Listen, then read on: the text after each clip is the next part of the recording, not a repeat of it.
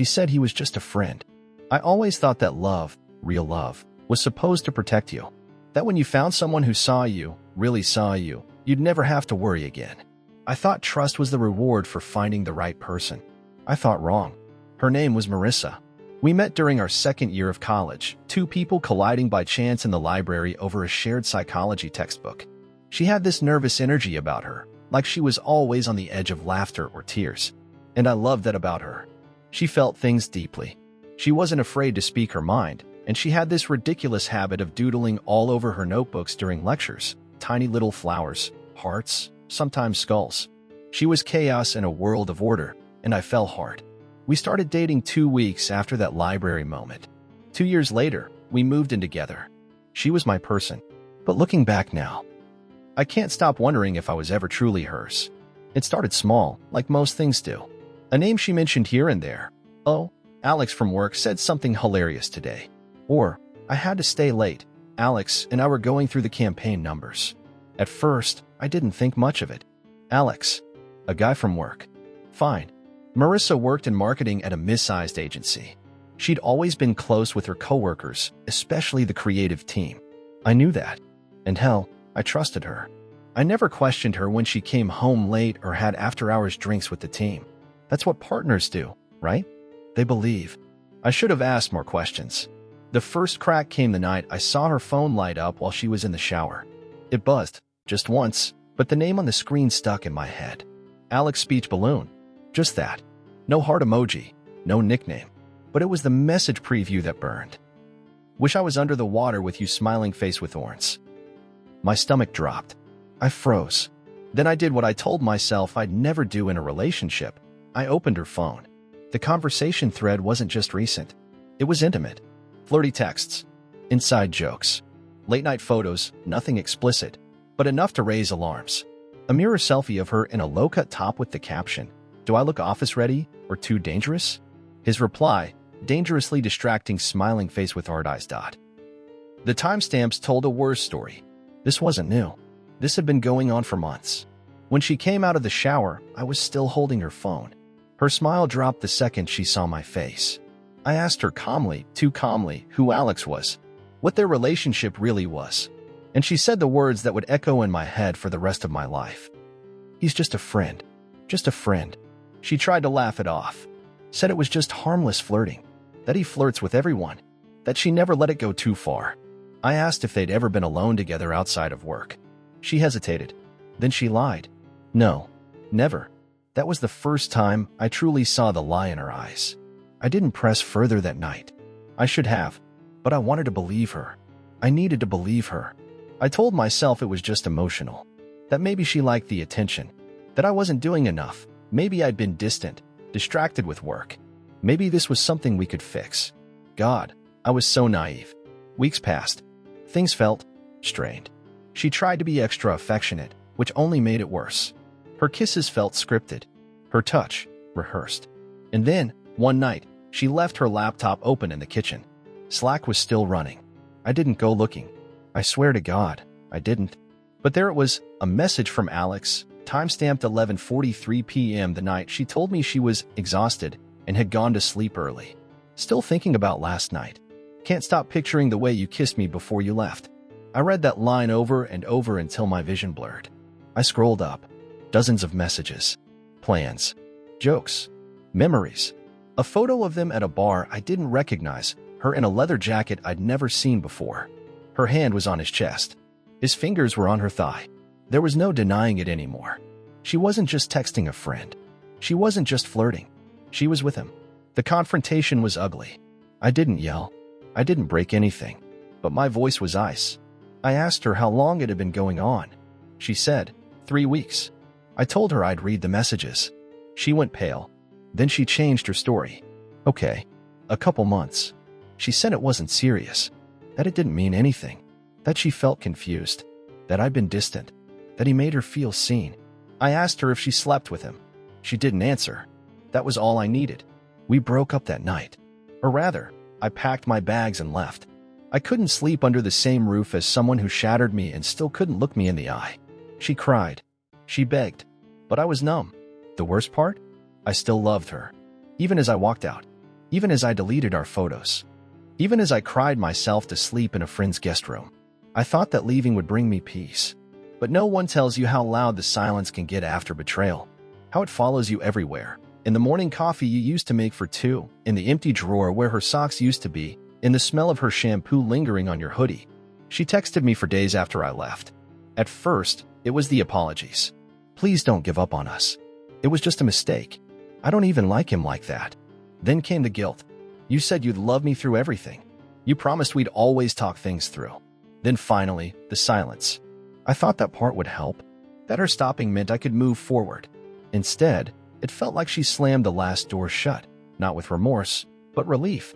It was my friend Tyler who told me the next part. He worked at the same agency, in a different department, but close enough to know the office gossip. We hadn't spoken since college much, but he heard what happened and reached out. We met for drinks, and that's when he dropped the bomb. She didn't stop seeing him, man. They're like, dating now. Openly. I stared at him. How long? Tyler winced. Since before you left. I mean, they were at that rooftop party last month holding hands. Everyone thought you two had already broken up. No, that wasn't possible. Last month, we were planning a weekend getaway. Last month, she told me she loved me. Last month, she was lying to my face while someone else held her hand in public. That's when the rage set in. Not the loud, violent kind. The quiet kind. The kind that simmers behind your ribs and makes your hands shake at 3 a.m. because you need answers but know you'll never get them. A week later, I saw them. It was a Friday evening. I wasn't looking for her. I was just at the downtown farmers market, trying to feel normal, surrounded by normal people doing normal things. And there they were. She was wearing his jacket, laughing at something he whispered. Her hand was looped through his arm like it had always belonged there. They looked comfortable. They looked happy. He kissed her temple, and she leaned into it. I felt like I'd been stabbed in the stomach and left standing in the middle of the street bleeding while the world just walked around me. I don't even think she saw me. Or maybe she did, and didn't care. I didn't sleep that night. I kept replaying everything. All the little signs I ignored. The night she came home exhausted. The sudden interest in working late. The way she stopped touching me during movies. The way her phone never left her side. The way she smiled when she texted him and said it was work stuff. And the worst part, I defended her. To my friends. To my family. To myself. I believed her. Because love makes you stupid. Love makes you blind. And she used that to her advantage. 3 months passed. 3 long months. And I was finally starting to breathe without pain when she messaged me again. Out of nowhere. Just a short text. Hey, can we talk? I stared at the message for a full hour. I should have deleted it. Blocked her. Moved on. But part of me needed closure. Or revenge. Or maybe just to see if she felt anything. So I replied. What's there to talk about? She said she wanted to meet. She said it wasn't about him. I agreed. We met at a small cafe we used to love. The moment I saw her, something twisted inside me. She looked the same, but she wasn't. Something behind her eyes was different. Tired, maybe. Or just colder. She smiled like we hadn't been torn apart. Like she hadn't gutted me and danced in the wreckage. You look good, she said, stirring her drink. I didn't respond. I waited. She sighed. I wanted to apologize. Properly. Face to face. I nodded, but it wasn't enough. Why now? I asked. Her eyes dropped. Because it didn't work out. There it was. The real reason. He dumped her. Or it ended. And now she wanted me back. Like I was some backup plan. Like I was plan B. You mean Alex? I asked, my voice flat. She winced. Yeah. I leaned forward. So let me get this straight. You cheated. Lied. Chose him. Made me feel like a ghost in my own relationship. And now that he's done with you, you suddenly feel guilty? She looked like she might cry. I didn't care. I just miss what we had, she whispered. You miss being loved, I corrected. Not me. Silence. She didn't deny it. And that was the last time I saw her. I walked out of that cafe without looking back. She didn't follow me. And I didn't expect her to. Because deep down, she knew. She didn't want me. She wanted the version of me who hadn't yet seen what she was capable of. But that man was dead the night she let another man hold her in ways I used to. The version of me that trusted her with everything, he died quietly, somewhere between her fake smiles and whispered, I love you, as she texted someone else under the covers. People always talk about closure, like it's some magical final chapter. Like if you just get the words right, the apology, the explanation, the justification, you'll feel whole again. But sometimes, closure is realizing the person who broke you will never be able to fix you. And that the longer you wait for them to make it right, the longer you delay your own healing. I started rebuilding. Not with someone else, not yet, but with myself. I went to the gym again. I reconnected with friends I'd pushed away while I was too busy defending her. I stopped checking her social media. I stopped wondering what I did wrong. Because the truth is, I didn't cheat. I didn't lie. I didn't make promises I had no intention of keeping. That was all her. And maybe she had her reasons. Maybe she was broken too. But her pain didn't give her the right to shatter me. 6 months after that final cafe meeting, I saw her again. Not in person, just in a tagged photo online. She was with someone new, smiling, radiant, even. And you know what? It didn't hurt. Not like before. Because by then, I understood something that took me a long time to learn. She didn't betray me because I wasn't enough.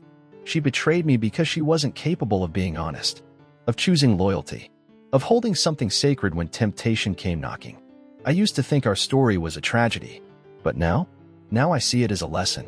A brutal, bloody, necessary lesson. About trust, about boundaries, about walking away the first time your gut whispers that something's off, and about never, ever settling for someone who calls betrayal a mistake. Because love doesn't hide in secrecy. Love doesn't flirt with the idea of someone else while you're asleep next to them. Love doesn't leave you second-guessing your worth while they text another man. I don't hate her. I don't love her either. She's just a chapter now. A painful one, but finished. And I'm still writing mine. And this time, no one else holds the pen. I couldn't sleep that night. The silence in the room was deafening, a thick, choking silence that seemed to press down on my chest with every breath I took.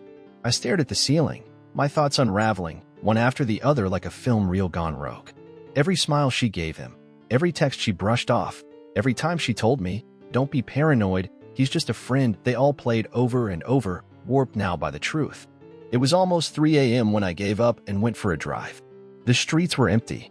Just me and the low hum of my engine, tires sliding over cold asphalt, streetlights flashing through the windshield like judgmental eyes. I wasn't even sure where I was going. I just needed motion. Stillness felt like suffocation. My phone buzzed in the cup holder. A message from her. "Can we talk? Please. I need to explain everything. I messed up, but it wasn't what you think. Please." I stared at it for a full minute before turning the screen face down. The next day, she showed up at my apartment. I heard the knock, and I knew it was her. There was a particular rhythm to the way she knocked, soft but insistent, just like she was. I didn't open right away. I stood behind the door, eyes closed, just listening to her breathing on the other side. Then she whispered my name.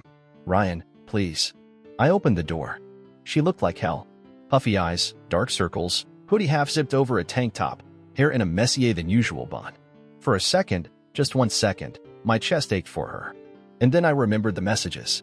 The way he said, "my girl," when he thought I wasn't reading. "What do you want?" I asked. Cold. Distant. She flinched, just a little. "Can I come in?" I didn't answer. I just walked back inside and left the door open. She stood near the couch, awkward, like a stranger in the home she used to claim as hers. Her hands were fidgeting with the sleeves of her hoodie, eyes darting around but never landing on mine. "I didn't sleep with him," she said finally. I let out a bitter laugh. "You don't need to. Emotional cheating is still cheating, Emma." Her eyes flashed up to mine. "It wasn't like that. I swear, Ryan, I was confused. I was lonely. You were always working and Don't." I cut her off. "Don't you dare blame this on me." She bit her lip, hard. Her voice dropped. "I didn't mean it like that. I'm just trying to be honest.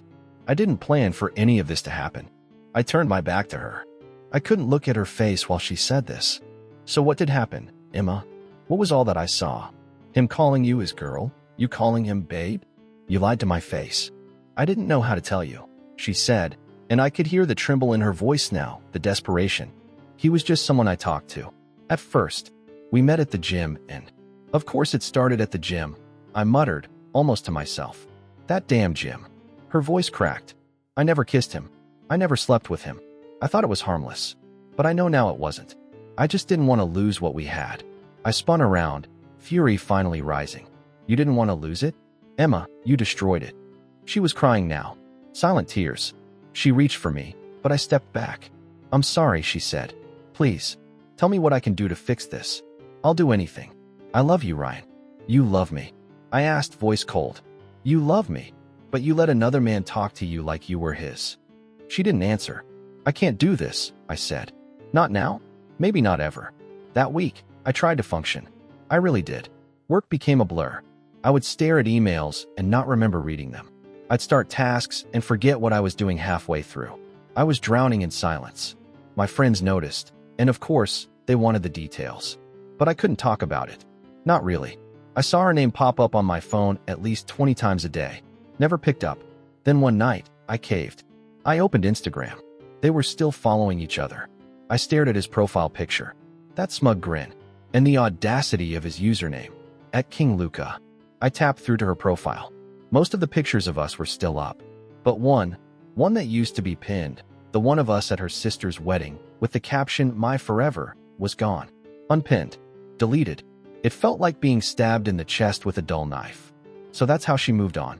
Quietly scrubbing me from her digital life, while still begging me for another chance. Then came the night I saw them. It was Friday. I went out with Josh and Tyler. They were trying to cheer me up, dragging me to some new rooftop bar. I didn't even want to go. I just didn't want to be alone. And that's when I saw them. She was sitting across from him at a table near the corner, laughing at something he said. Laughing the way she used to laugh with me. Her hand brushed his.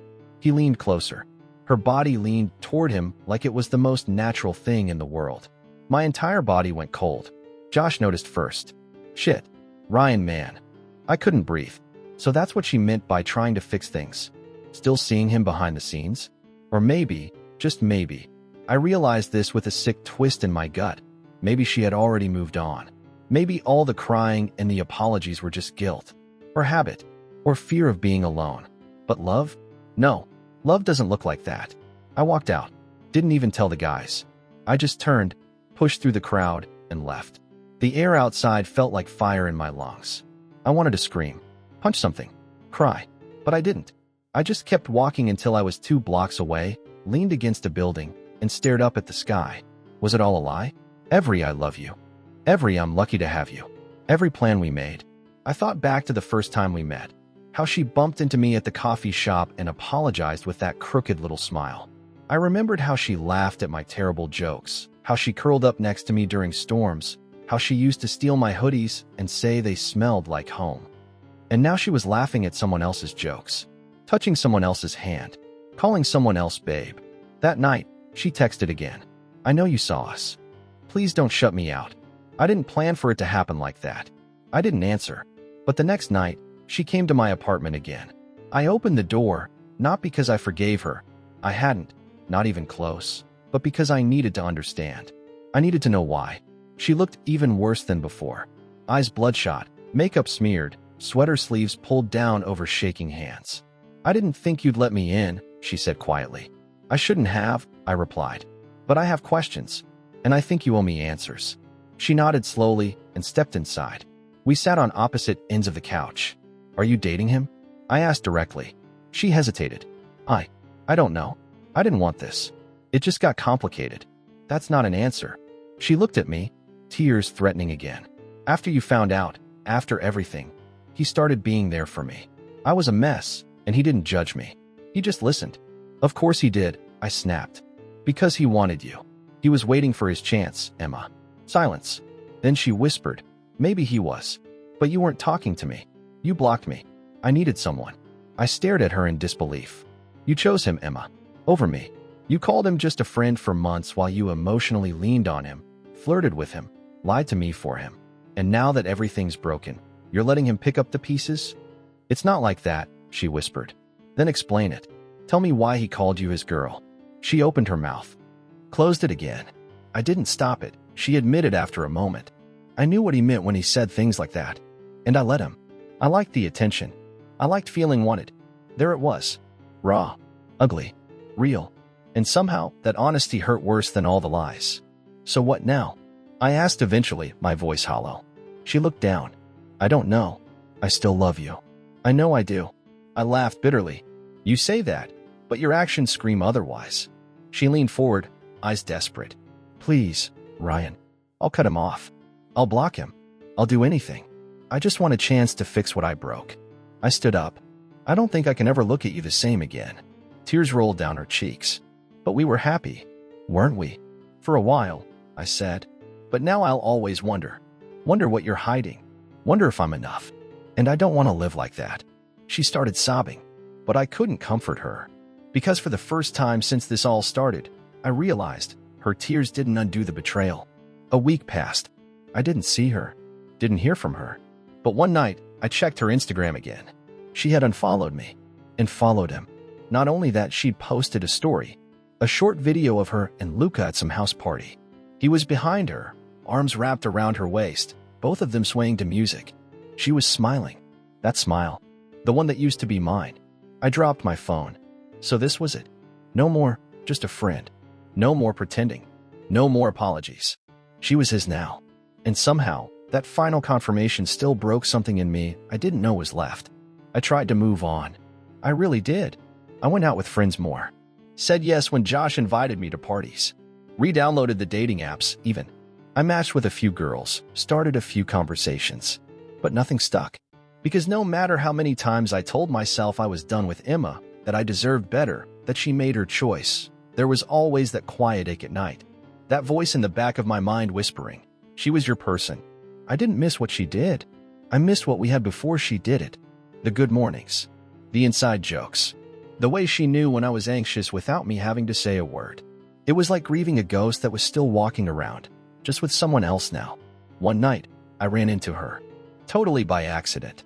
I was grabbing coffee with Nate, waiting in line, when I turned and she was right there. With him. Luca. He had his hand on her lower back, guiding her forward like she was his. And she was. Clearly. She saw me before I could turn away. Ryan. Her voice cracked. Luca turned too. His expression tightened. I gave them both a nod. Hey. She looked like she hadn't slept much. Her hair was pulled back messily, no makeup, oversized hoodie, the one I gave her a year ago. That hit harder than I expected. Can we talk? She asked, taking a small step forward. Luca gave her a look. No, I said quickly. I don't think there's anything left to say. Her mouth opened, then closed. Her eyes glossed over. Luca, smug as ever, pulled her back. Let's go. I watched them walk away. And for once, I didn't feel like chasing after her. 2 months later, she texted again. I broke up with him. I don't know why I'm telling you this. Just felt like you should know. I stared at the screen for a long time, then locked my phone. A day passed. Then 2. Then she messaged again. Can we talk? Please. This time, I answered. Why now? Her reply came instantly. Because I was stupid. Because I thought he cared about me the way you did. He didn't. It was never real. He got what he wanted and left. I miss you. I didn't answer. Not that night. Not the next day. But eventually, curiosity, or maybe weakness, got the better of me. We agreed to meet. Neutral ground. A park we used to walk through after classes. She was already sitting on the bench when I arrived, looking like a memory. Not a ghost, not a stranger, just familiar. Painfully so. I didn't expect you to come, she said quietly. I almost didn't. She nodded. We sat in silence for a minute, the autumn wind brushing leaves across our feet. I owe you more than an apology, she said. I owe you the truth. I didn't stop her. I liked the attention from him. I liked feeling wanted, admired. But it was shallow. With you, I felt safe, loved. And I took that for granted. I kept him close because part of me didn't believe I deserved something as good as what we had. And when everything fell apart, I clung to the first thing that made me feel less alone. I looked at her. You told me he was just a friend. Over and over. And I believed you. I lied, she said. I kept lying because I was afraid that if I told the truth, I'd lose you. And I did anyway. She looked up at me, eyes raw and real. I don't expect you to forgive me. I just needed you to know that it was never about not loving you. It was about me not loving myself enough to treat you the way you deserved. I let that sit. Then I asked, do you love me now? Tears welled again. Yes, she whispered. More than ever. And for a moment, my heart ached in that familiar way again. But I didn't move toward her. Because love, without trust, is like a house with no foundation. Beautiful, but doomed to fall. We sat in that park for almost an hour. She talked. I listened. And for once, I didn't interrupt. I let her say everything she had kept hidden, not just about Luca, but about her insecurities, her fears, the way she always felt like she wasn't enough unless she was being desired by someone else. How she measured her worth and how many people wanted her, not in the love that stayed. And I finally saw her for who she really was. Not just the girl I fell in love with, but the person behind all the masks she wore even with me. She was broken in ways I couldn't fix, and I was done bleeding trying to. When she asked if we could try again, I told her the truth. I'm not sure I'll ever trust you again. She didn't argue. She just nodded. I'll wait, she said. But something in her voice, in her eyes, told me she knew that I wouldn't come back. Not really. A few weeks passed. I didn't hear from her again. And slowly, the space in my chest where she used to live began to feel less like a wound and more like a scar. Nate invited me out more. I went on more dates, not to forget Emma, but because I could, finally, without comparing every girl to her. And one night, I met someone. Her name was Alyssa. She was quiet, funny in a dry way, and asked real questions instead of just waiting to talk. She didn't remind me of Emma at all, and that was the best part. We started slow. One coffee turned into dinner, then a second date, then a third. And for the first time in what felt like forever, I wasn't pretending. I was present. I was ready. It wasn't until months later that I saw Emma again. By accident, like before. Only this time, she was alone. Hair longer now. Dressed simple. A tote bag on her shoulder and headphones in her ears. She didn't see me at first, but when she did, her eyes widened and she smiled. It wasn't a hopeful smile, not an invitation, just peace. She waved. I nodded, and we kept walking in opposite directions. Some endings don't come with explosions. No screaming, no tears, no dramatic last words. Sometimes they just settle, like dust, like fog lifting after a long storm. That's what Emma was now. A storm I survived. A memory I no longer needed to relive to remind myself who I was. Because I remembered. I was Ryan. I was loyal, loving. I gave everything. And I deserved someone who would do the same. Months passed. Alyssa and I kept building something real. She was nothing like Emma, and that was exactly what made me feel safe with her. She didn't play games. When she was upset, she told me. When she was happy, I knew. She didn't flirt with other guys just to see how I'd react. She didn't need to prove anything. She was just there, honest, present, steady. And I never realized how much I craved steadiness until I had it. One night, we were walking back to my place, hand in hand, and she asked something out of the blue. Do you ever think about her? She didn't have to say the name. I knew who she meant. I paused, thought for a second. Then I answered honestly. Sometimes, I said, but less and less. Alyssa nodded. That's fair. I squeezed her hand. I don't miss her, I added. I miss who I thought she was. That's not the same thing. No, I said. It's not. Emma was the girl I loved before I learned what love shouldn't feel like. She was lessons wrapped in heartbreak. Warnings written in the fine print of all the things I ignored. She taught me what it meant to give too much, to trust too quickly, to lose yourself in trying to keep someone who was already halfway out the door. But she also taught me how to walk away, how to heal, how to choose myself. And maybe that was the point all along. I never hated Emma, even after everything, because hating her would mean she still had power over me. And she didn't anymore. She was a chapter, not the whole book. And I had more to write. The end.